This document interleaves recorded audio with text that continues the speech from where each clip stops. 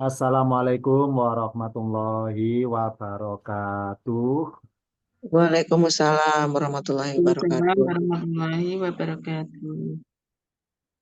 Alhamdulillah alamin. Assalatu wassalamu ala asrofil anbiya wa mursalin. Sayyidina Muhammadin wa ala alihi wa sahbihi ajma'in nama ba'du. Bersyukur kita kepada Allah karena masih ditakdirkan masih hidup.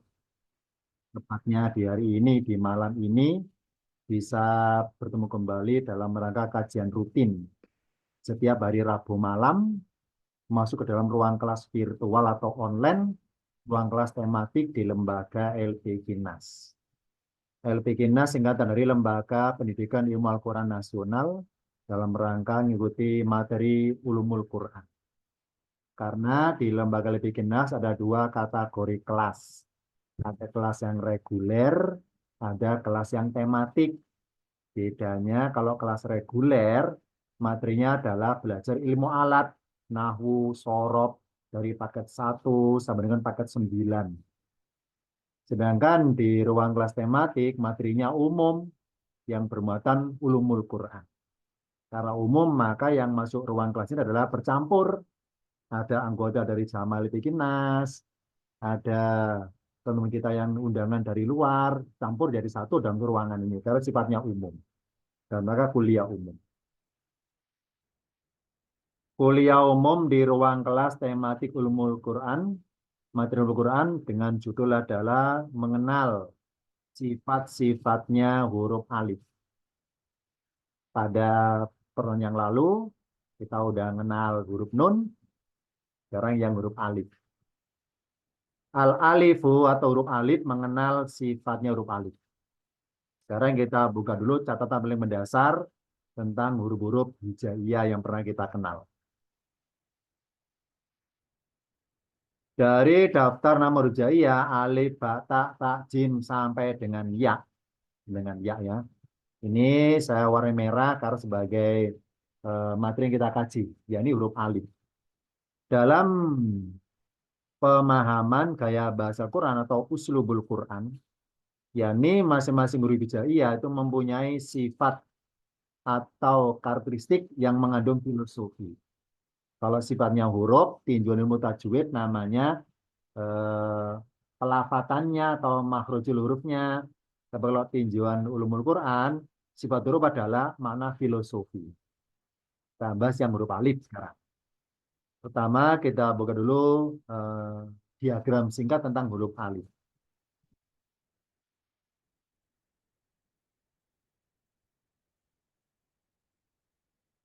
Ada kendala tempat saya sinyalnya. Huruf alif atau keberadaan huruf alif di Al-Quran pada suatu kata mengandung sifat sebagai berikut. Ada 3. Jadi huruf alif di Al-Quran ada 3. 3 sifatnya. Yang pertama diistilahkan al-alifu makaniyatun. Yakni huruf alif sebagai pembatas dimensi ruang. Karena makaniyatun tempat. Yang kedua huruf alif zamaniyatun. Huruf alif sebagai pembatas dimensi waktu. Dan yang ketiga huruf alif nafsiyatun sebagai pembeda identitas diri. Ada 3 ya huruf alif. Makaniyatun, alif pembatas dimensi ruang, zamaniyatun, pembatas dimensi waktu, dan nafsiyatun, alif pembeda identitas diri. Kalau huruf nun, huruf bermaksud pengakuan diri, ananion ya kemarin ada bahas ya nun. Sekarang alif, apa alif itu? Huruf pembatas atau huruf pembeda. Sekarang kita urut dari atas ya. Alif yang makaniyatun, cuma 3 jawabannya. Alif yang makaniyatun, zamaniyatun, dan nafsiyatun. Pertama kita buat dulu definisi dari alif yang makaniyatun pada tampilan berikutnya. Dinamakan alif yang makaniyatun, ini alif sebagai sifatnya huruf pembatas. Pembatas apa? Pembatas dimensi ruang. Contoh, ini sebetulnya mengenai contohnya banyak di Al-Quran, saya nilai yang terkenal aja. Yang terkenal. Ya, ini temanya tentang masalah sholat khusyuk.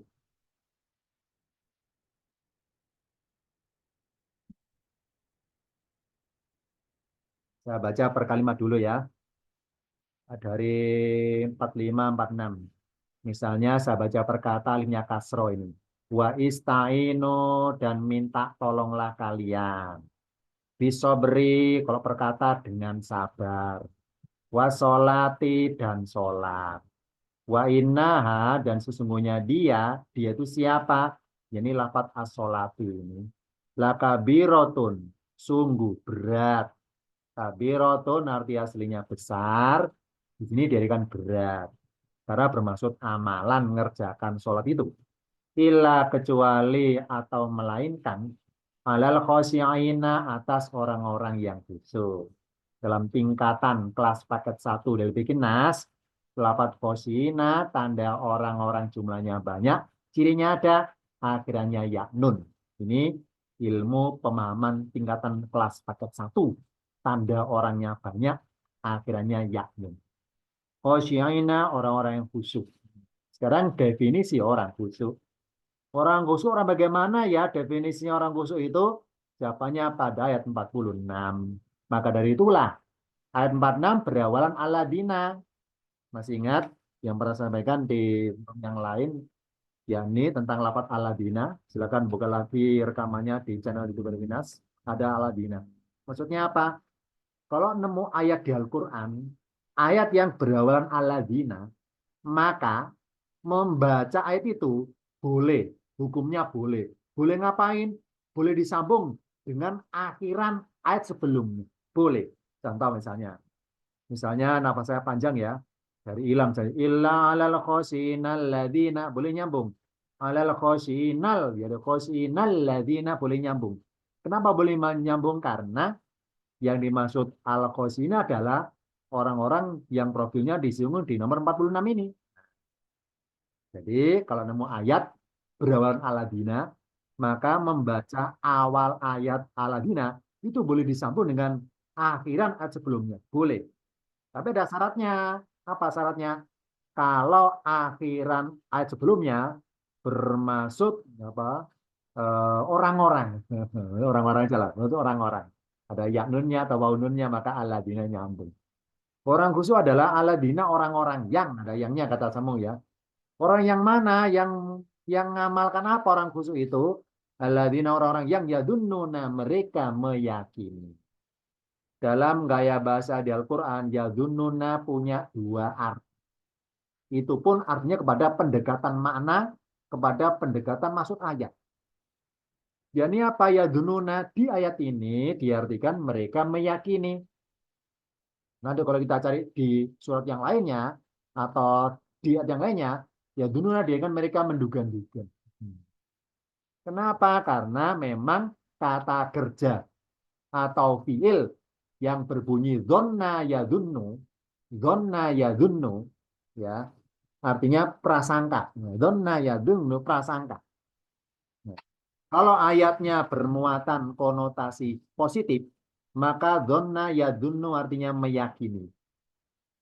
Tapi kalau ayatnya bermuatan negatif, zonna yadunnu artinya menduga-duga. Padahal versi bahasa Indonesia beda kan ya di Indonesia ya. Meyakini dengan duga-duga beda kan ya. Tapi di Al-Quran satu lafadz dona yadunnu bisa punya dua arti. Dona yadunnu bisa artinya meyakini, bisa artinya menduga-duga. Nah, apa hikmahnya ya di Al-Quran kata meyakini, kata duga-duga kok cuma satu lafadz punyanya. Padahal versi bahasa Indonesia namanya meyakini duga-duga itu boleh berbeda jauh. Kalau meyakini kesannya pasti, gimana ya? Ini versi Indonesia dulu ya. Kalau meyakini kesannya pasti, kalau udah menduga kesannya nggak pasti. Itu kan bahasa Indonesia. Kalau di bahasa Quran nggak seperti itu definisinya. Apa dong? Ini. Dalam bahasa Al-Quran, meyakini dan menduga-duga lafadznya sama. Donna yadunu. Kenapa sama? Kenapa punya satu kata saja? Jawabannya adalah karena ini bicara hakikatnya. Hakikatnya kita kalau meyakini, misalnya, saya meyakini si A itu pelakunya, saya meyakini si A itu pelakunya. Nah, ketika kita berbuat meyakini, ya, sikap kita yang meyakini itu menurut pihak lain kita dianggap duga-duga. Dan sebaliknya, kalau kita menduga-duga, itu menurut keyakinan sendiri, ya kan ya. Orang duga-duga berarti menurut keyakinan sendiri. Orang kalau meyakini, kata orang lain, dia dianggap duga-duga. Nah, makanya kata di Al-Quran, meyakini, menduga-duga, lafadznya sama. Di sini contohnya.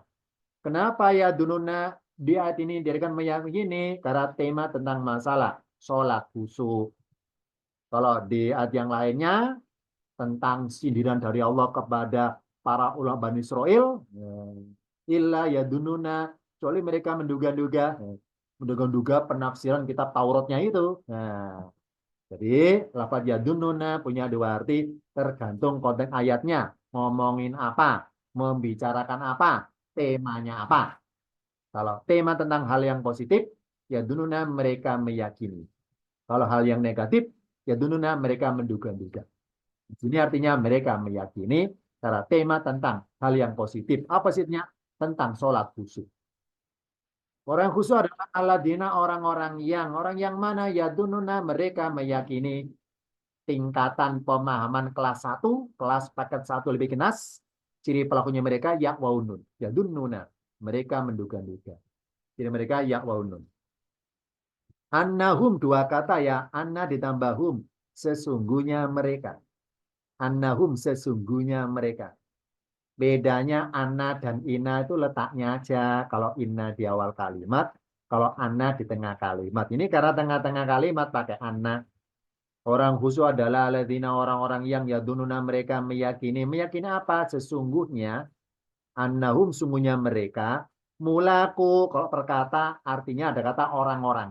Mulaku orang-orang yang menemui. Nemui siapa? Robin Tuhan mereka. Ini satu. Definisi khusyuk satu ini. Yang kedua adalah wa annahum dan sungguhnya mereka urutan mengartikannya loncat dari wa annahum loncat rojiuna berbentuk ke kanan ilahi. Wa annahum dan sungguhnya mereka rojiuna ilahi orang-orang yang kembali kepada.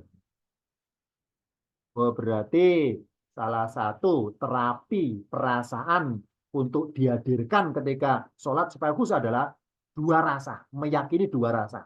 Ini apa? Meyakini ketika sholat sedang menemui Allah. Yang kedua, meyakini bahwa suatu waktu kembali kepada Allah. Alias orang bilang ingat mati, kembali kepada Allah. Baru khusyuknya muncul.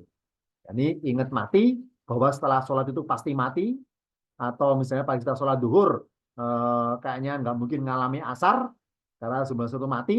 Nah, jadi menganggap duhur terakhir seumur hidup. Karena terakhir, pasti khusyuknya ada. Kenapa? Karena merasa sholat terakhir. Nggak akan mengalami asar nantinya. Gitu. Jadi rojiuna. Rojiuna sebelum asar, kembali pada Allah sebelum asar. Maka duhurnya pasti khusyuk.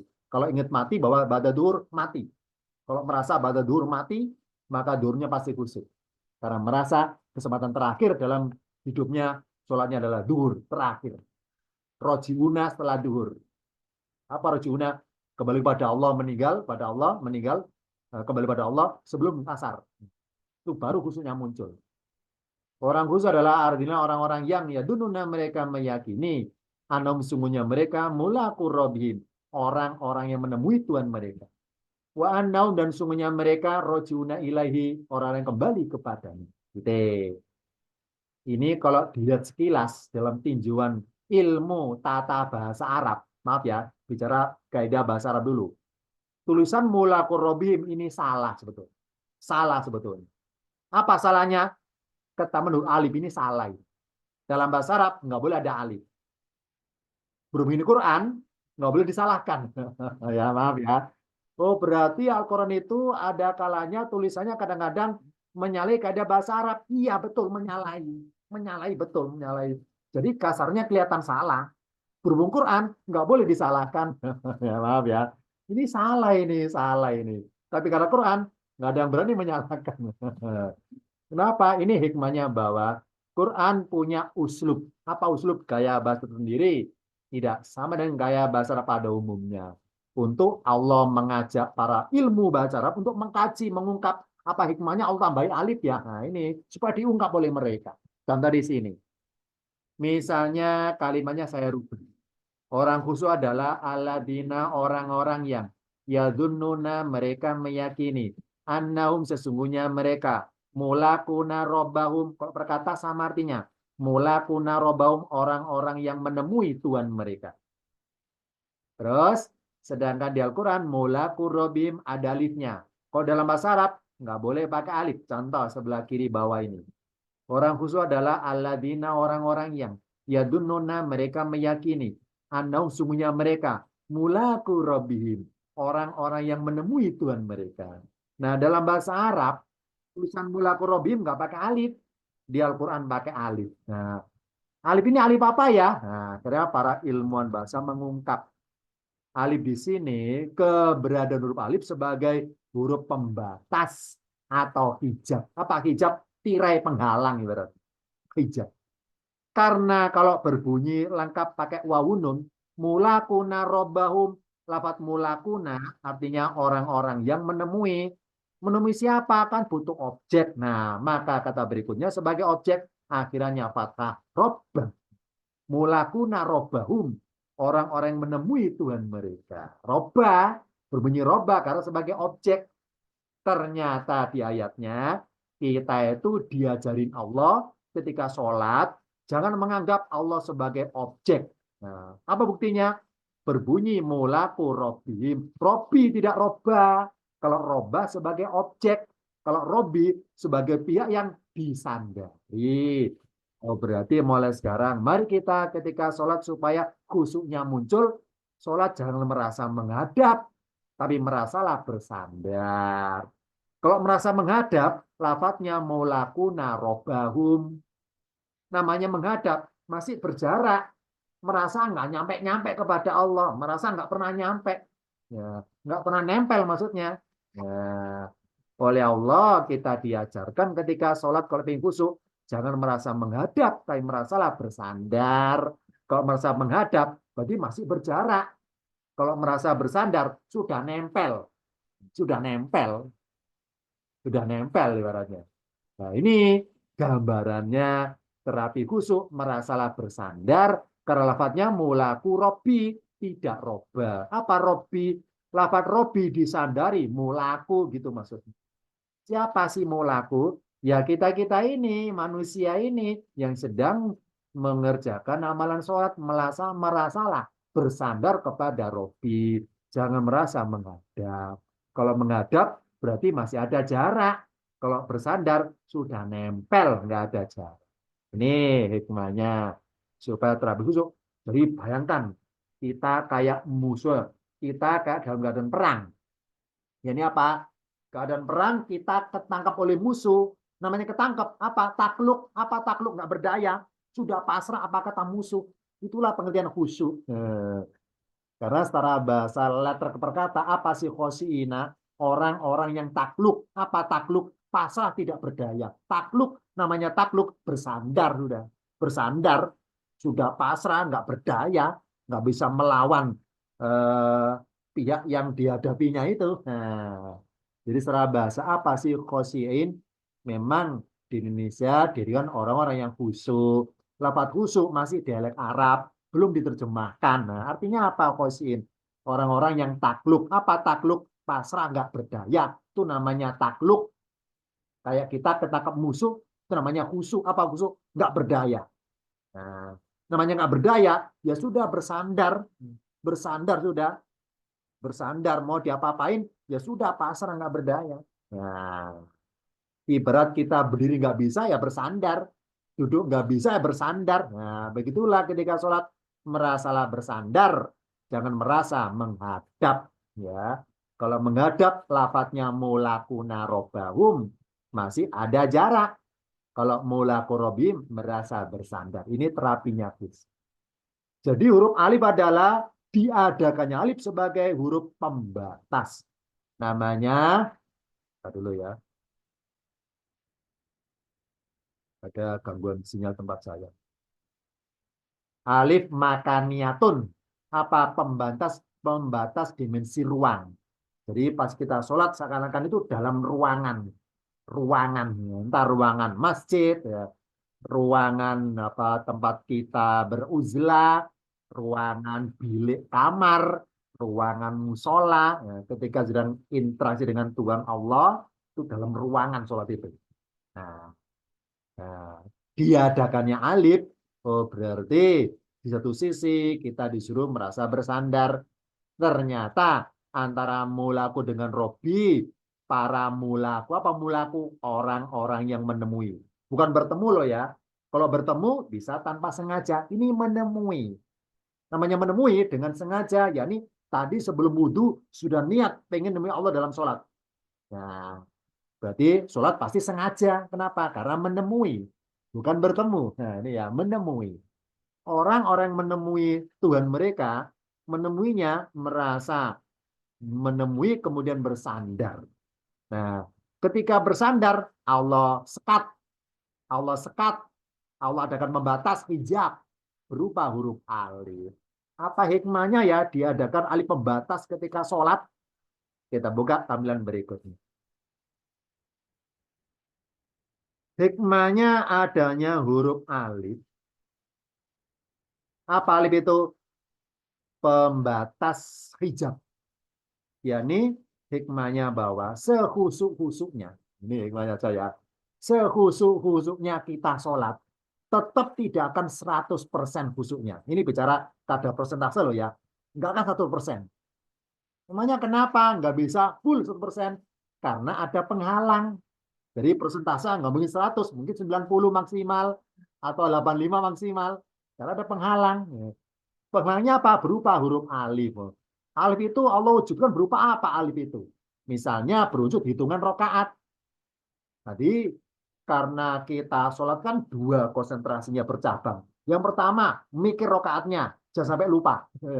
Yang kedua, mikir merasa bersandar kepada Allah. Jadi bercabang, bercabang. Nah, bercabang itulah sebagai hijab hikmahnya juga. Coba kita bayangkan ya misalnya semua sholat nggak pakai rokaat hitungan, bebas semaunya. Nah, kalau sholat itu Allah buat semaunya, tidak ada hitung rokaat, maka justru dikhawatirkan. Ini hikmahnya loh ya, jawabannya. Dikhawatirkan apa?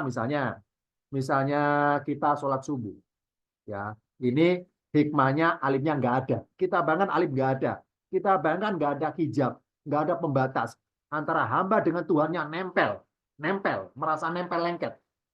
Lah kalau manusia sholat subuh, Allah nggak nggak pasang alif, Allah meniadakan alif, Allah meniadakan hijab, maka dikhawatirkan hidupnya. Sekali orang takbir itu Allahu Akbar, langsung nyambung ke langit, langsung merasa bersandar nempel. Lah kalau ketika takbir pertama sudah merasa nempel langsung, maka ini hikmahnya ya, subuh kan 2 rakaat, ya. 1 rakaat itu 4 gerakan, berdiri, ruku, sujud, duduk, 4 gerakan.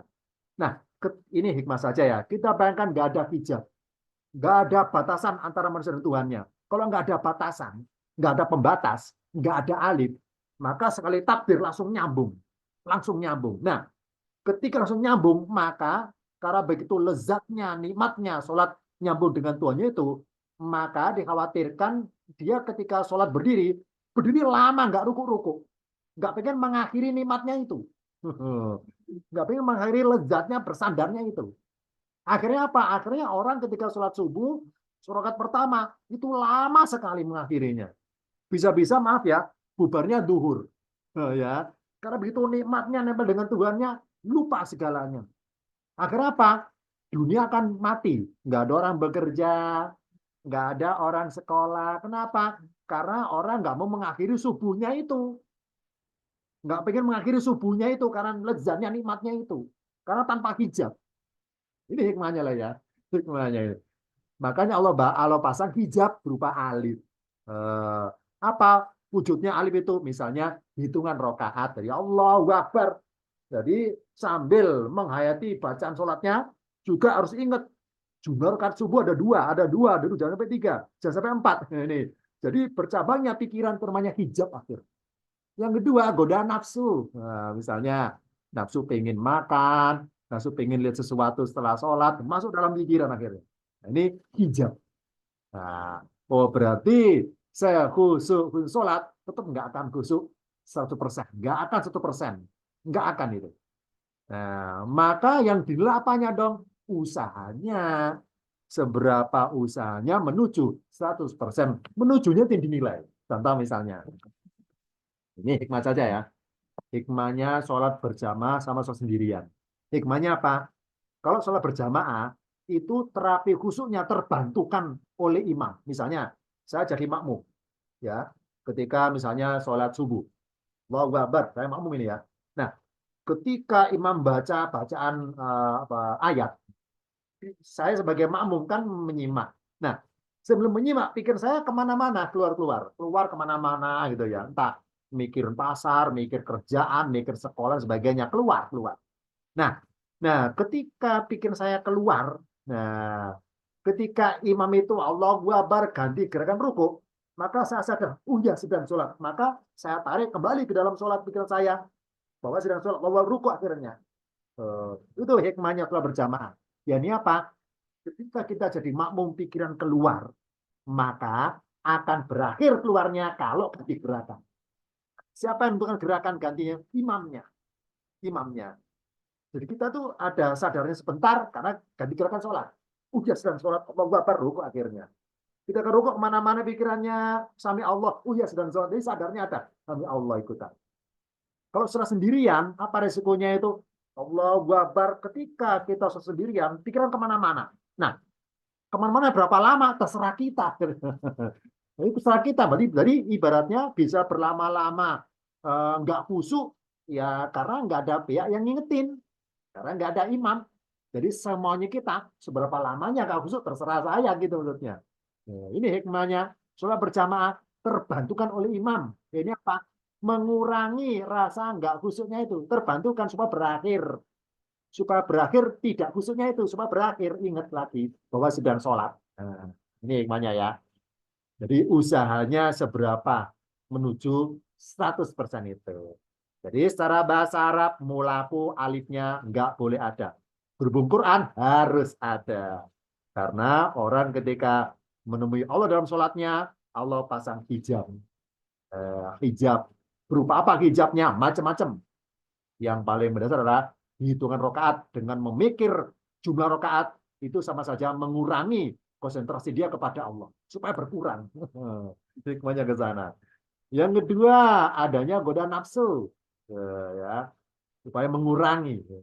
Allah nilai usaha kita. Coba misalnya Allah nggak pasang alif, Allah nggak pasang hijab, maka sholat kita semuanya khusyuk. Kalau semuanya khusyuk nggak bisa dinilai, kan semuanya benar, semuanya khusyuk. Kadarnya 100%, nggak bisa dinilai. Nah, ya, nggak bisa dinilai. Dengan Allah adakan hijab berupa alif, maka itulah penilaiannya, usahanya seberapa. Ini hikmah ya. Alif sebagai huruf pembatas hijab antara hamba dengan Tuhannya ketika beribadah sholat. Ini contoh. Contoh yang kedua, misalnya lafat alif yang nempel pada kalimat al-ghamama. Ini saya baca perkata dulu ya.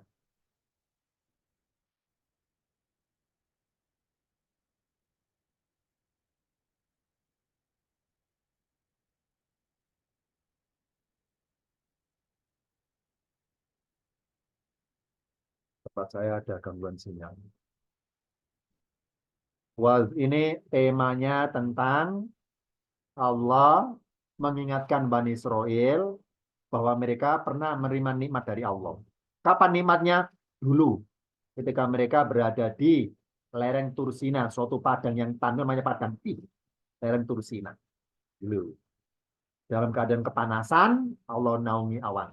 Saya baca perkata dulu ya. Wadzallalna, dan kami menaungkan alaikum atas kalian al-ghamama awan. Wanzalna, dan kami menurunkan alaikum atas kalian al-manna wassalwa, manna dan salwa. Gitu. Tulisan al-ghamama artinya awan. Di sini tulisan ghamama dalam bahasa Arab pakai alif. Dan Quran juga pakai alif ini. Pakai alif ini. Al-ghamama pakai alif. Nah, sekarang karena di ayat yang lainnya al-ghamama alifnya nggak ada masalahnya. Ini pakai alif dulu kita bahas. Apa hikmahnya ya? Allah dalam Quran itu al-ghamama ada alifnya. Hikmahnya bahwa Adanya huruf alif sebagai pembatas dimensi ruang. Dimensi ruang. Maksudnya ruang apa? Yakni domisili. Yakni, wahai Bani Israel, kalian itu dinaungi awan hanya ketika kalian di tempat itu. Di mana? Di Padang Ti, di lereng Tursina waktu itu. Tidak tempat yang lainnya. Oh, berarti Allah itu pernah menaungi awan, menaungkan awan kepada Bani Israil di kampung itu agar mereka nggak kepanasan. Nah, karena lafaz awan pakai alif pembatas, oh berarti awan yang Allah kirim kepada Israel hanya di tempat itu. Kalau Bani Israil pindah tempat yang lainnya, maka awannya tidak dikirim lagi. Nah, ini hikmahnya al-ghamama, Allah adakan alif pembatas. Jadi dinaungi awan sebatas di situ saja. Ini ayatnya Al-Baqarah turun di Madinah. Maka redaksi kalimatnya pakai kalian kum. Dolalna alaikum. Apa kum itu? Bicara langsung berhadapan maksudnya. Dan kami naungkan atas kalian. Kum itu berhadapan. Jadi bernada kalimat langsung. Berhadapan dengan Bani Israil yang ada di Madinah waktu itu. Untuk mengingatkan mereka atas nikmat yang pernah diterima oleh nenek moyang mereka. Zamannya Musa. Makanya di Al-Baqarah ayat tentang Bani Israel pakai berawalan wa'id, wa'id, wa'id semuanya itu.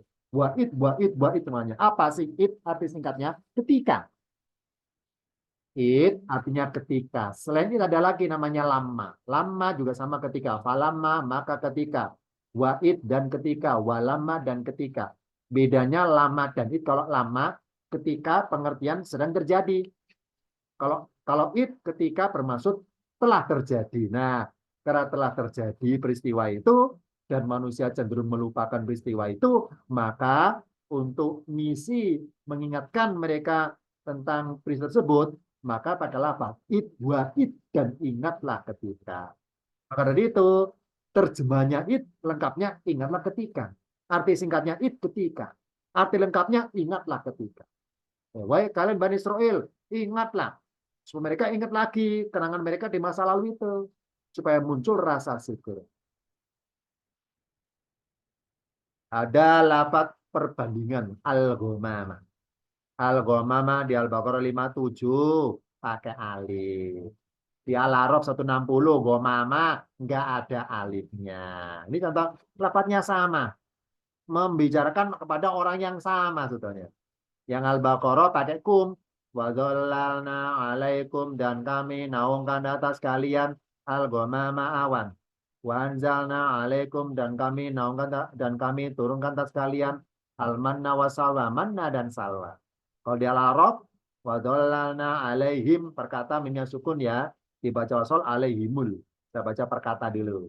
Wadhallalna alaihim dan kami naungkan atas mereka al-ghamama awan. Kita pakai alif ya.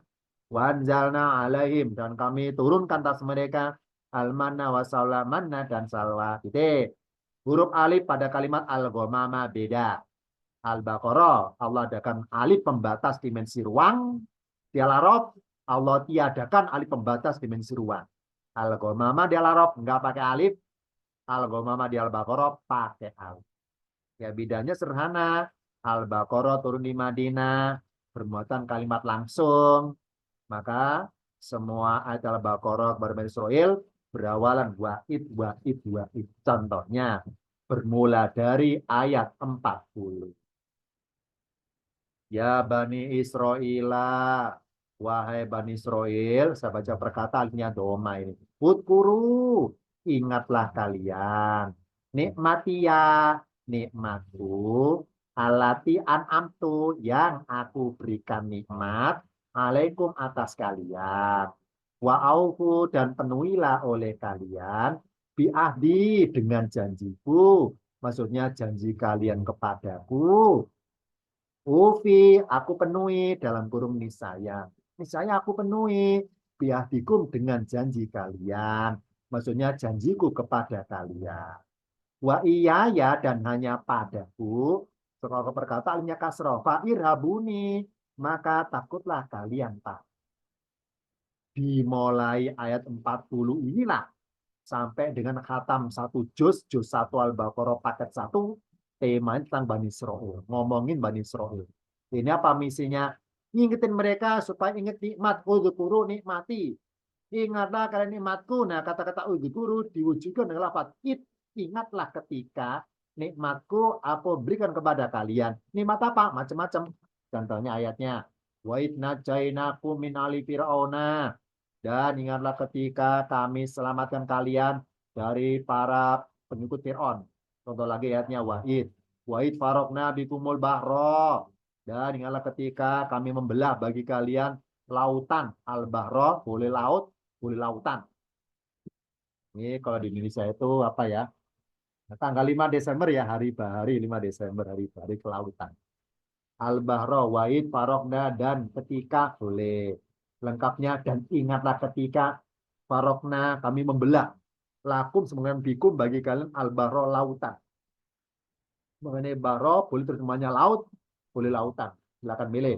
Bermaksud sama kok. Tapi hakikatnya berbeda sebetulnya antara laut dan lautan. Kalau ingin tahu bedanya laut dengan lautan, bukan jawabannya kalau laut nggak luas, kalau lautan luas, bukan gitu jawabannya. Laut dengan lautan bedanya bukan dilihat dari luasnya, tapi dilihat dari jumlah ombaknya. Kalau satu laut, kalau banyak lautan. Contohnya ini, saya pegang ini. Kalau satu namanya rambut, kalau banyak rambutan. Ya, biar dipercaya biar nggak ngantuk. Oh, jadi bedanya laut dengan lautan jumlah ombaknya. Iya, jumlah ombaknya, bukan luasnya. Ya, kalau satu laut, kalau banyak lautan. Kalau satu rambut, kalau banyak rambutan. Waktu kelas jangan ketawa loh, waktu kelas. Lanjutannya. Wa'id wa'adna Musa, dan ingatlah ketika kami menjanjikan Musa. Ini pakai wa'id juga. Karena misi ayatnya ngingetin mereka, Bani Israel, kepada peristiwa Musa itu. Contoh lagi. Pokoknya di Al-Baqarah itu banyak wa'id, wa'id, wa'id. Wa'id dan ingatlah ketika ataina Musa, kami berikan Musa. Contoh satu lagi. Wa'id kultum ya Musa. Ini tema tentang penyembelihan sapi betina. Wa'id kultum ya Musa. Dan ingatlah ketika kalian berkata, wahai Musa. Nah, contoh ya. Ini atau tema tentang mereka merasa nggak sabar di Tursinan dikasih mana salwa bosan 40 tahun inginnya apa ya sayuran kacang hijau ya bawang putih bawang merah kacang adas ya pengen gitu ya itu mawalannya dah. Oh, berarti udhkuru ingatlah kalian. Ingat apa? Nikmati ya nikmatku. Apa saja nikmatnya? Nikmat penyelamatan dari kejaran Firaun. Nikmat terbelahnya lautan. Nikmat dapat Taurat ajarannya itu. Nikmat dikasih mana salah dan sebagainya. Makanya apa? Wa'id, wa'id dan ingatlah ketika. Ya. Berarti Al-Baqarah kalimat langsung. Karena bunyi wa'id dan ingatlah ketika. Ini bedanya tadi mengenai al-ghamamah pakai alif dan al-ghamam nggak pakai alif. Kalau al-ghamam pakai alif di al-baqarah. Sedangkan al-ghamam nggak pakai alif itu di al-a'raf. Apa hikmahnya lo bedakan ya di al-a'raf ghamam nggak pakai alif. Bedanya adalah al-a'raf turunnya di Mekah. Maka redaksi kalimatnya bernada memberitakan. Kalau al-baqarah bernada mengingatkan. Berita kepada Rasul tentang kisah kaum Bani Israel pada zaman Musa alaihissalam. Dan karena Rasul bukan sebagai pelaku sejarah, maka ayatnya tidak pernah ada memperingatkan, tapi menceritakan tentang pihak ketiga. Jadi ibaratnya Jibril bilang, wahai Muhammad, wahai Rasul, dulu ada kejadian zamannya Musa, Bani Israel, di Tursina, kelaparan, kehausan, kepanasan. Wadolna alaihim makahim. Ya. Karena Rasul bukan pelaku sejarah, karena Rasul bukan Bani Israel, maka gomama Allah buat nggak pakai alif. Maksudnya apa? Nggak pakai alif berwujud awan pengertian wujud fisik saja, nggak bicara mengenai apa kapan awannya Allah ngirim di tempat mana ngirim, nggak bicara mengenai dimensi ruang dan waktu, karena bicara mengenai wujud awannya saja. Karena bagi Rasul nggak penting apakah awannya ini mata pandang, nggak penting bagi Rasul, karena beliau bukan pelaku sejarah, karena beliau tidak dituntut untuk ingat kembali nikmat awannya itu. Nah ini ya hikmahnya. Kalau Allah cerita kepada Rasul Muhammad tentang pihak lain, maka berdasar kalimatnya bernada biasa. Tidak heboh, tidak heboh, tidak wah. Tapi kalau Allah itu cerita kepada pihak pelaku sejarah, maka redaksi firman Allah, Allah buat seheboh mungkin. punya misi kalimat langsung. Kalau kepada Rasul Muhammad, kalimat memberitakan. Kalau kepada pelaku sejarah Bani Israil langsung, kalimatnya memperingatkan. Bedanya itu. Jadi Rasul itu ya, sebelum hijrah ke Medina, itu bawa bekal berupa apa? Contohnya berupa surah Al-A'raf. Ya, makanya kosakata di Al-A'raf sama dengan di Al-Baqarah. Jadi kisah Musa, kisah Bani Israil di Al-A'raf sama dengan di Al-Baqarah. Sama. Bedanya kalau Al-A'raf nggak ada kata wa'id, wa'id, wa'id. Nah, kalau di Al-Baqarah banyak kata wa'id, wa'id, wa'id. Nah, ya bedanya itu aja. Jadi berulangnya kisah berbagai ayat itu nggak sekedar mengulang letter perkata, tapi juga ada hikmahnya. Bila dulu ayatnya mengisahkannya kepada siapa? Allah cerita ini kepada siapa? Kalau kepada pelaku sejarah, maka ayatnya pakai kum. Kum itu kalian, kalimat langsung. Kalau cerita kepada Rasulullah tentang pihak ketiga, tentang Bani Israel, kalimatnya pakai him atau hum, mereka. Bukan kalian, tapi mereka. Contoh ya. Hikmahnya al-ghamah nggak pakai alif apa? Tidak ada huruf alif maka bermaksud wujud awan secara umum. Nggak bicara mengenai dikirim kemana awannya, nggak membahas mengenai kapan dikirim awannya, nggak dibahas, nggak dibahas. Kalau yang tadi Al-Baqarah, al-ghamama ada alif, alif sebagai pembatas dimensi ruang.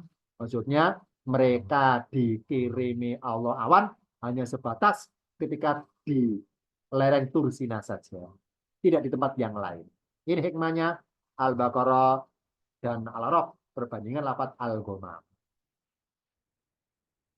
Berikutnya. Nomor dua adalah alif pembatas namanya zamaniyatun. Pembatas dimensi waktu. Contohnya. Ini saya baca perkata dulu ya. Kul katakanlah lilladina bagi orang-orang yang arti bebasnya kepada bagi orang-orang yang amanu mereka yang telah beriman berkata apa? Ini berikutnya adalah fi'il mudhari tapi difungsikan seperti fi'il amar. Kata kerja bentuk sedang presentan difungsikan seperti perintah. Yakfiru dalam kurung hendaklah. Hendaklah mereka meminta mengampuni, hendaklah mereka mengampuni lilladina layar juna pada orang-orang yang orang-orang yang mereka tidak mengharapkan ayam Allah hari-hari Allah liyajzia kauman supaya yakni dalam kurung Allah itu memberikan balasan pada suatu kaum bima taskanu dengan sebab apa yang telah mereka adalah yaksibuna mereka kerjakan ayam Allah hari-hari Allah. Contoh kedua ini misalnya dari Rica ya. Ini tentang apa ya? Allah berikan peringatan kepada Nabi Musa alaihissalam supaya Musa ngasih peringatan kepada kaumnya itu. Supaya Musa coba kasih tahu kaummu gitu, kaum maka kaummu. Tentang perintah pokoknya intinya Allah nyuruh Musa supaya Musa itu apa ya, ibarat itu membawa kaumnya dari kegelapan menuju cahaya. Minat dulu matilan nuri dari kegelapan-gelapan kepada cahaya. Wadakirhum wahai Musa, wadakirhum dan ingatkanlah mereka wahai Musa. Mereka kan sering lupa. Ingatkanlah mereka bi ayamilai terhadap atau dengan hari-hari Allah. Inna fi dalika sungguhnya di dalam demikian itu la yatin sungguh suatu tanda-tanda likulli sobarin sakurin bagi tiap-tiap orang yang sangat sabar, sangat penyabar lagi pula sakurin yang sangat bersyukur. Oke. Ada huruf alif pada kalimat al-ayyama, contohnya ayyamallahi, al-ayyami, ayyamillahi. Sama artinya hari-hari Allah. Nah, huruf alif yang tulisan ayyamallahi, alifnya ada. Kalau ayyamillahi, alifnya tidak ada. Apa hikmahnya Allah bedakan ya? Kita buka pada tampilan berikutnya. Tulisan ayyamallahi yang artinya hari-hari Allah. Karena pakai alif, apa alif? Alif pembatas dimensi waktu. Alif pembatas dimensi waktu.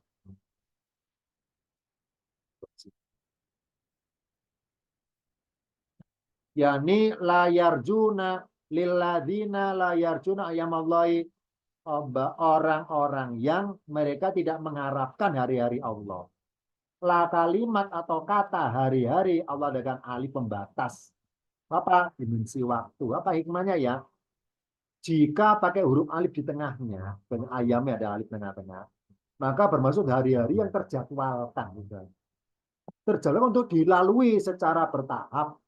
Mulai dari hari kebangkitan dari kematian, jadi mereka nggak mengharapkan.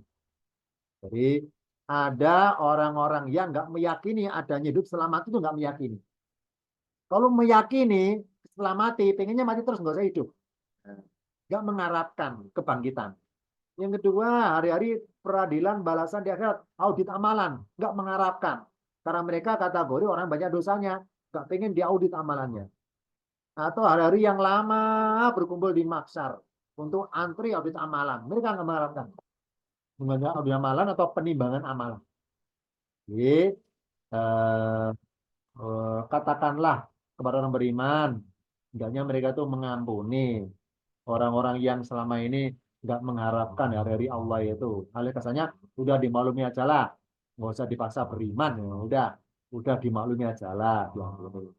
Nah, ini beda ya. Mereka nggak mengharapkan hari-hari Allah. Hari apa? Misalnya hari kebangkitan yang Allah adakan, hari peradilan yang Allah jadwalkan, hari penimbangan yang Allah jadwalkan juga di akhirat. Mereka nggak mengharapkan dari hari-hari itu, nggak mengharapkan.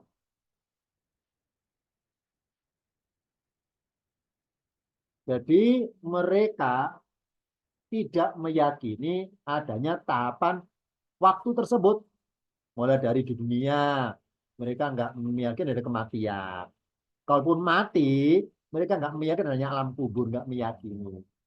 Kalau mereka ternyata ada alam kubur, mereka nggak meyakini adanya suatu tempat yang namanya mahsyar, tempat berkumpul, nggak meyakini. Kalaupun ada, ternyata ada, mereka nggak meyakini adanya kegelapan sebelum nyebrang neraka itu. Kalaupun ada, mereka nggak meyakini hanya neraka. Nah, jadi intinya adalah mereka nggak meyakini adanya tahapan waktu hari-hari Allah.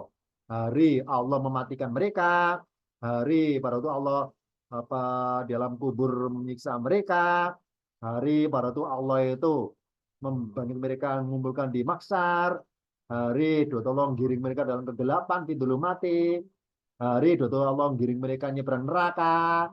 Itu mereka nggak meyakini hari-hari seperti itu. Nah, dengan adanya huruf alif pembatas dimensi waktu, mereka nggak mengharapkan waktu-waktu yang secara adanya bertahap itu, nggak meyakini, nggak mengharapkan. Menurut mereka adalah kalau kita mati selesai, sudah nggak ada apapun, selesai, nggak ada hidup setelah mati, nggak ada kehidupan di alam kematiannya itu, nggak ada. Ada. Jadi mereka nggak mengharapkan adanya hari-hari seperti itu.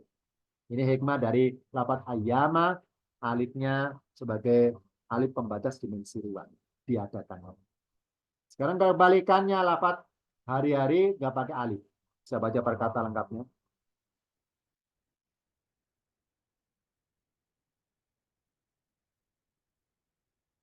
Buat saya ada kendala sini.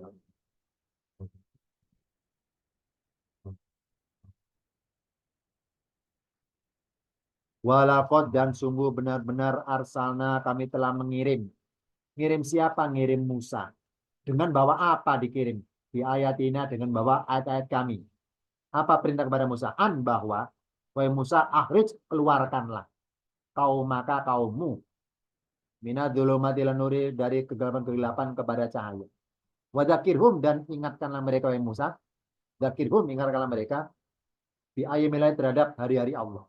Inna sungguhnya fi dalika dalam bimbingan itu layatin sungguh suatu tanda-tanda dan kekuasaan Allah likulli bagi setiap orang yang sabarin sangat penyapa. Sapun lagi pula banyak bersyukur. Gitu. Ini Allah perintahkan kepada Musa supaya Musa berbuat dakir. Wahai Musa, dakir, dakir. Ingatkanlah mereka Musa. Kaum itu sering lupa. Ingatkanlah mereka tentang hari-hari Allah. Ingatkanlah. Tulisan hari Allah ayami alifnya tidak ada. Hikmahnya Pak ayami lafat diadakan. Hikmahnya bahwa hari Allah di waktu Allah menyelamatkan kaum Musa. Karena hari-hari yang mereka merasakan lima Allah kan banyak kan pakai wa'id ya. Wa'id dan ketika mereka dikejar Fir'aun, ketika mereka kehausan, kelaparan kasih mana salwa, ketika mereka panasan dikasih awan, ketika mereka kehausan dikasih air dari batu dipukul Musa keluar air. Pokoknya banyak nikmat. Contoh di sini dari banyak nikmat saya contohkan di sini misalnya tentang peristiwa lokasi penyelamatан nyebrang laut itu. Wahai Musa, ingatkanlah kaummu itu, ingatkanlah mereka hari-hari Allah, yakni hari di waktu Allah menyelamatkan kaum Musa ketika tidak berdaya dikejar Fir'aun. Jadi ibaratnya, rombongan pertama yang depan itu Musa dan kaumnya, yang belakang Fir'aun dan tentaranya. Ini saling kejar mengejar ini ya.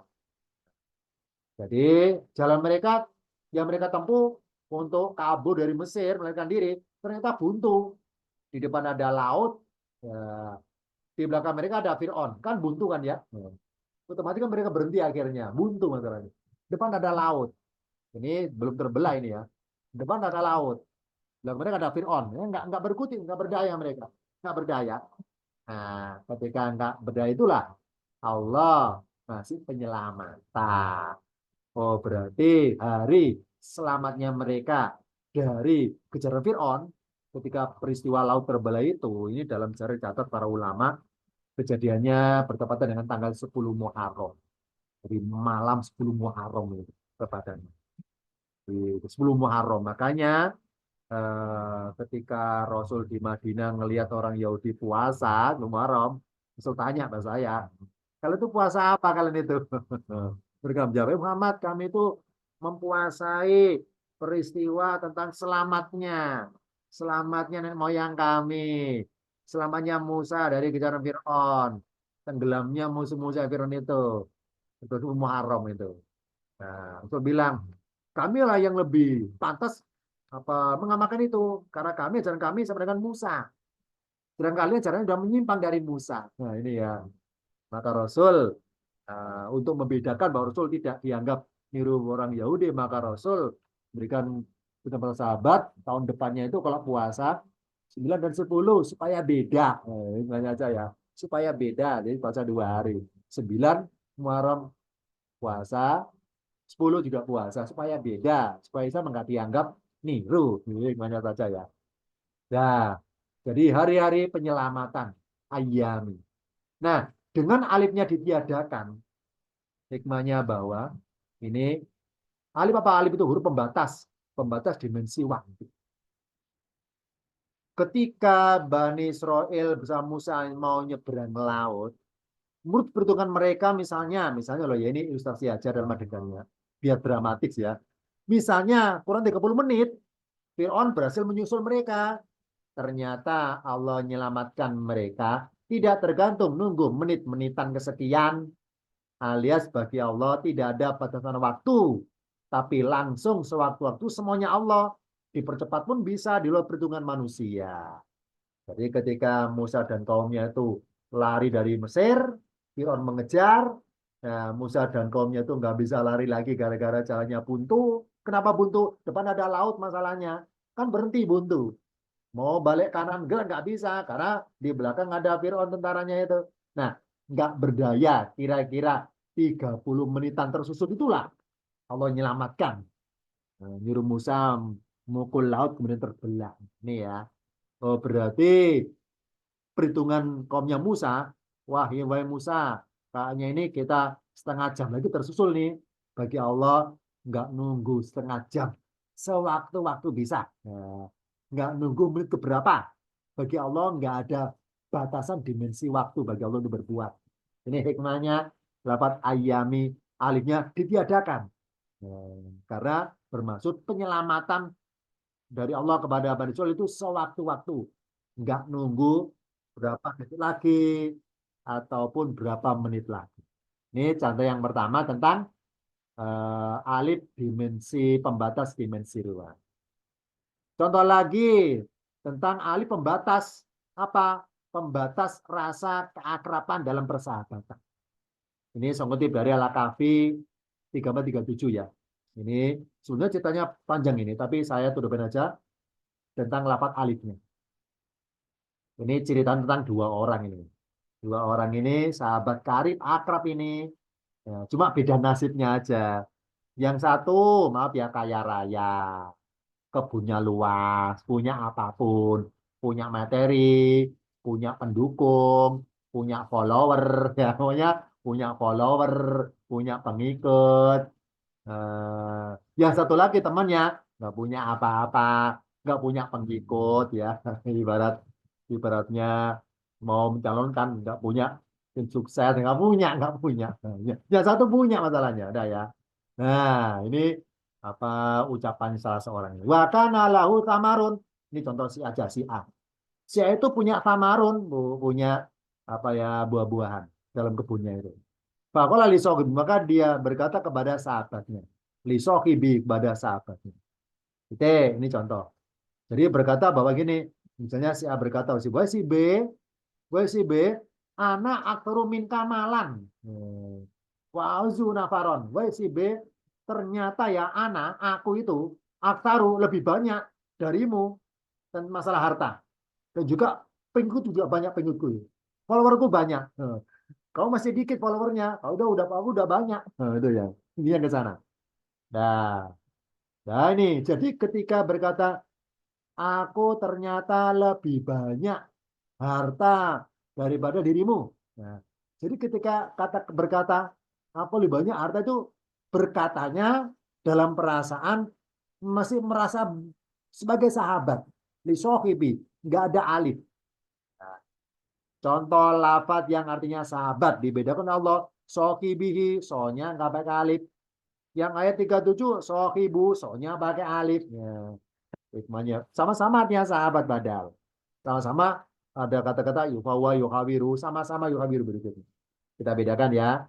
Yang pertama, sohibihi kepada sahabatnya. Tapi nggak pakai alif. Apa alif? Huruf pembatas. Yang warna merah, sohibuhu. Sahabatnya qala lahu, sahabatnya berkata kepadanya. Berkata sohibu, ada alifnya, ada alif pembatas. Kita buka jawabannya bedanya pada teman berikutnya. Jadi temanya adalah dua orang. Adegannya masuk dalam suatu kebun. Ngomen sambil ngobrol intinya, ngobrol. Ini saya baca kata-kata sohibi, jadi kan kawan, bahasa tafsir kawan. Ada berkata sahabat. Jadi ia berkata kepada kawannya yang mukmin itu, ketika ia yukhabir bercakap-cakap dengannya. Apa berkatanya? Ana aktaru min kamalan wa zunafaron. Ternyata hartaku lebih banyak daripada hartamu dan followerku lebih kuat daripada followermu. Ya, itu aja intinya ya. Itu. Jadi ada rasa sombongnya muncul. Misalnya si A berkata kepada sahabatnya, misalnya namanya si B, wahai si B, ternyata hartaku lebih banyak darimu. Pengikutku lebih banyak daripada pengikutmu. Pengikutku, followerku lebih kuat daripada followermu. Nah, itu ya, ini si A merasa sombongnya muncul. Ujubnya muncul kepada si B. Apa jawaban si B? Kita buka tahun berikutnya. Ketika si B tahu ternyata, apa si B itu orang beriman. Karena si A kan sombong ya, nggak beriman, kan sombong. Akhirnya apa? Fakola li sohibihi. Jadi sahabatnya yang berkata ketika bercakap-cakap itu. Berkatanya itu apa? Bentar ya. Sebenarnya ada gangguan sinyal. Akafarta billadzi khalaqaka min turabin. Maksudnya, wahai sahabatku, wahai si A, Anda itu jangan sombong dulu. Punya kebun sekian hektarnya, punya buah-buahan apapun, punya follower kuat-kuat, jangan sombong dulu. Apa kamu itu telah ingkar atau kafir kasarnya mengingkari Tuhan nyiptakan kamu dulu itu ya. Kalau kamu mintu robin dari debu, minum dari apa nutfatin kemudian kamu menjadi seorang yang sempurna. Apa lupa itu. Nah, ketika si B, sahabatnya ini ketika berkata akafarta, itu berkata pakai perasaan sohibu, alifnya ada. Apa? Alif itu pembatas hubungan keakraban. Jadi ketika si A yang merasa sombong berkata pada si B, itu pakai sohibi, shortnya gak ada alifnya. Karena ketika si A itu berkata, ternyata hartaku lebih banyak, itu berkata atas nama masih merasa sahabat, merasa akrab. Tapi karena si B itu dalam tanda kutip ya tersinggung, dibeda-bedakan mengenai harta itu, maka si B menjawab dengan perasaan sudah nggak merasa bersahabat lagi, alias si B nggak mau lagi bersahabat dengan si A karena si A sombongnya ada. Nah, untuk menggambarkan ada batasan keakraban bahwa mulai renggang renggang hubungannya gara-gara tersinggung ucapannya itu, maka kata-kata sohibu Allah adakan alif. Apa alif ini? Alif dimensi ruang, apa dimensi waktu, zaman. Maksudnya apa? Semenjak waktu itulah, waktu di mana si A merasa sombong itulah, maka si B jaga jarak akhirnya, jaga jarak, nggak mau akrab lagi. Sohibu Allah adakan alif pembatas hubungan keakraban. Nggak akrab lagi. Ayat 37 nggak akrab. Al-Kahfi 34 masih akrab. 37 sudah nggak ada akrab lagi. Gara-gara si A sombong, maka si B jaga jarak. Nah ini hikmahnya ya. Alif dimensi ruang. Maaf, dimensi waktu. Zamaniyat. Berikutnya, alif pembatas keakraban. Ini tema tentang peristiwa Rasul dan para dan sahabat Abu Bakar ini ketika di Gua Sur. Ayatnya turun di Madinah, Allah nyindir orang di Madinah, kasar-kasarnya. Orang Madinah, illa tansuruhu, jika, ini bukan illa kecuali, bukan loh, ini jika tidak. Illa tansuruhu, jika kalian tidak mau menolongnya, yaitu siapa Rasul Muhammad? Maksudnya, orang Madinah, sekarang ada perintah perang. Jika kalian nggak mau Nabi Muhammad itu perang, nggak mau menolongnya, fakot nasrullahu, maka sungguh Allah telah pernah menolongnya tanpa ada kalian gitu maksudnya. Kapan? Ketika akhrajaul ladina kafaru, ketika orang-orang yang ingkar orang di Mekah itu akhrajahu mengeluarkannya, arti kasarnya mengusirnya, mengusir Muhammad. Nah ini, yakni orang yang kedua dari jumlah dua orang itu siapa? Rasul Muhammad. Idhuma ketika mereka berdua, sebab berdua Rasul dan Abu Bakar filgori di dalam gua. Id yaqulu li sahibihi. Ketika dia Muhammad berkata kepada sahabatnya. Nah, Rasul ketika berkata dalam gua, berkata Abu Bakar, Rasul punya perasaan sohibi nggak pakai alif. Apa alif? Alif pembatas. Nah, karena Allah tiadakan alif, berarti Rasul merasa apa? Nggak ada batasan. Rasa keakraban beliau kepada Abu Bakar. Nggak ada batasannya. Kalau berbunyi pakai alif, seperti ini. Li sohibi, sohibi ada alifnya. Kalau ada alif berarti Rasul dengan Abu Bakar belum akrab. Ya, kita bayangkan pakai alif. Ya puluh li sohibi pakai alif. Kalau pakai alif berarti Rasul ketika berkata Abu Bakar, perasaannya belum akrab. Untuk menggambarkan begitu akrabnya Rasul Abu Bakar, Allah tiadakan alif. Li sohibi. Nggak ada alif pembatas alias sahabat yang tiada batas akrabnya. Ini ya. Jadi Abu Bakar Rasul itu sahabat yang lengket. Sahabat sejak kecil, teman permainan. Sahabat kecil, sejak kecil. Ya. Nah, lafadz sohibi di ayat ini ya, tidak ada huruf alif pembatas. Apa hikmahnya ya? Maka hubungan keakraban tanpa batas.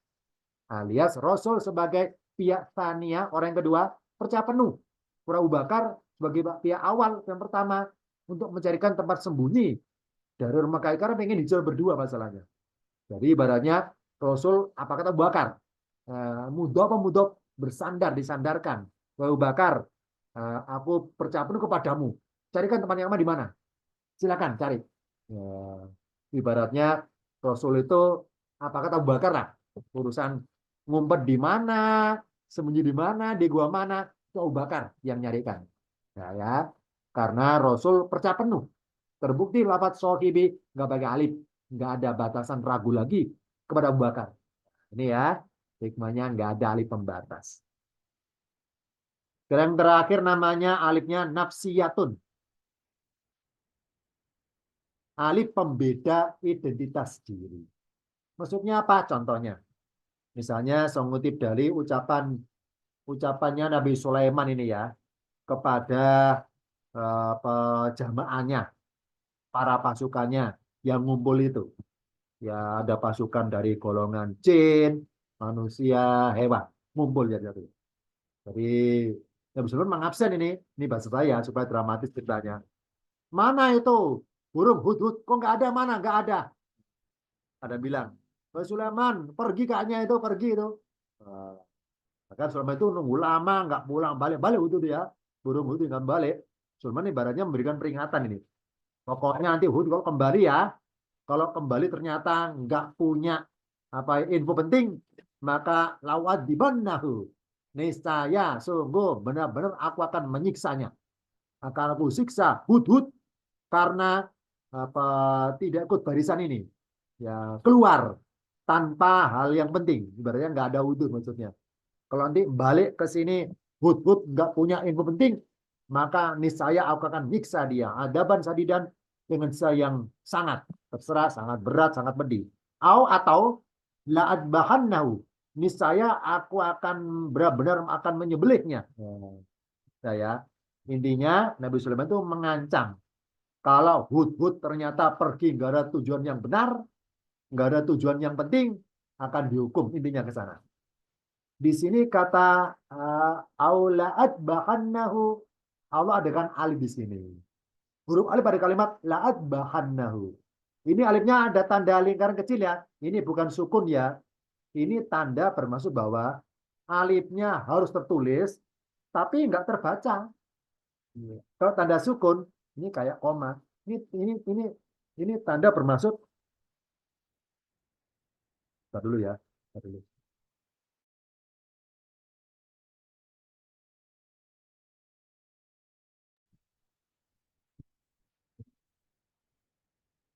Jadi alif pada lafaz la bahannahu. Ini alif pembeda identitas diri. Maksudnya apa? Pembeda apa? Kita buka catatan pada tampilan berikutnya. An-Naml 21. Ucapan Nabi Salam. Kita buka seluruh dulu ya, seluruh ayat di Al-Quran mengenai lam alif ada hamzanya. Ini saya buka seluruhnya. Misalnya Ali Imran 95. Wa qatilu dan perangilah kalian misalnya ya. Maaf ya. Wa qatalu dan mereka memerangi. Wa qutilu dan mereka diperangi atau dan mereka terbunuh. Lau kafironna sungguh benar-benar aku benar akan kafironna ini dalam arti berkata benar-benar aku akan menghapus anu atas mereka. Saya yatihim ini kesalahan-kesalahan mereka. Wala udkhilannahum dan sungguh benar-benar akan memasukkan mereka kemana? Jannatin surga-surga dan seterusnya ya. Contoh kedua An-Nisa 119. Ini ucapan apa ya iblis bersetan kepada Allah ini. Wala udillannahum dan sungguh benar-benar aku akan menyesatkan mereka. Wala umanniyannahum dan sungguh benar-benar aku akan membangkitkan angan-angan mereka. Wala amurannahum dan sungguh benar-benar aku akan menyuruh mereka dan seterusnya ya. Jadi ada kata lamalif kita bahas yang warna biru itu poin aja. Lau kafironna lau bacanya lau hamzanya doma. Lau kafironna sungguh benar-benar aku akan membersihkan atau menghapus. Berikutnya laudkhilannahum dan sungguh aku benar-benar akan memasukkan mereka. Wala udillannahum dan sungguh benar-benar aku akan menyesatkan mereka. Wala umanniyannahum dan sungguh benar-benar aku akan membangkitkan angan-angan mereka. Ini contoh tulisan lam alif tapi ada hamzanya dan hamzanya doma semua.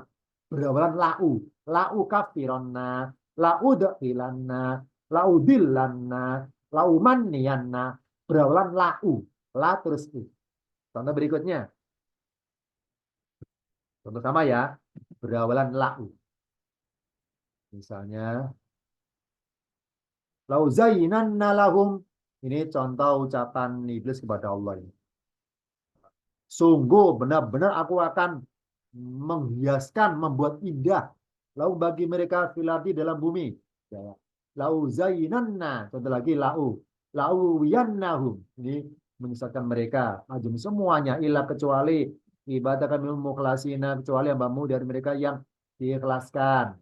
Contoh lagi bawahnya misalnya lauqati anna aidiakum, sungguh benar-benar aku akan memotong-motong tangan kalian. Gitu. Bawahnya lagi lausallibannakum, sungguh benar-benar aku akan mensalib mereka, mensalib atau menyalib boleh, mensalib mereka, salib kalian namanya, kum kalian. Ada 4 lafaz ya, lau semuanya. Lau zayyinanna, lau lauyannahum, kemudian lauqati anna, lausallibannahum. Lamali beramza, bacanya la. Mari kita kumpulkan jadi satu. Misalnya, tulisan Arabnya misalnya nggak ada harokat. Ya, kita bayangkan lafadznya nggak ada harokat. Laukafironna laudakil, ini nggak ada harokatnya loh ya. Jika lafadz tersebut ditulis tanpa harokat, maka hamzanya kaidah dibaca doma, dibaca lau. Laukafironna laudakilanna. Kita dulu ya. Di tempat saya karena kendala sinyal, saya tanya dulu ini yang merasa dengar suara saya, nanti silakan menjawab. Apakah terdengar suara saya ya? Terdengar ya? Jelas, jelas. Kalau dengar saya teruskan. Karena tadi sinyal tempat saya itu terhalangi jadi putus. Teruskan ya. Dalam kaidah bahasa di Al-Quran, kalau ada lam alif, ini lam alif ya, bicara lam alif aja. Lam alif pada hamzanya, kemudian bermaksud adalah kata kerja atau fiil, maka hamzah dibaca doma, lau, semuanya lau. Lau kafironna, ini kalau baca Arab gundul ya, apa Arab gundul, tulisan Arab nggak ada harokatnya, ini pelajaran tingkatan pakai 7 ke atas.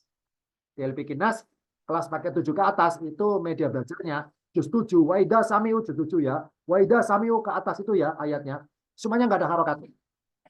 Ini secara bertahap dibilangin harokatnya. Sampai hilang bersih. Nah ini ya, ini contoh membaca lafadz tingkatan kelas 7 ini. Apa? Tanpa harokat. Bacanya apa? Lau. Lau kafironna, lau dakhilanna, lau dillanna, lau manniyanna, bawahnya.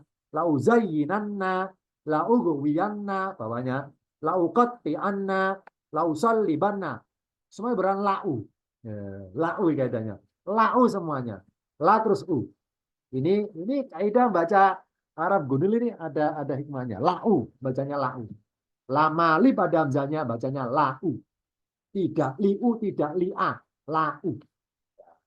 Lau. Itunya ya.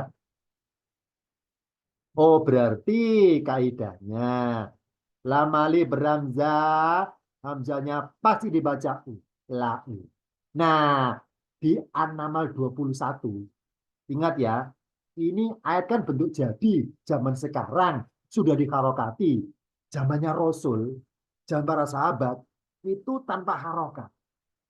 Agar tidak keliru lam alif beramzah, agar enggak dibaca u, cuma dibaca a, maka diadakan alif. Nah ini makanya ada alifnya ini. Cuma dibaca la adbahannahu. Karena kalau enggak ada alif, hamzahnya dibaca doma lau. Lah kalau lau, maka banyak kasroh laut bihannahu. Apa artinya laut bihannahu?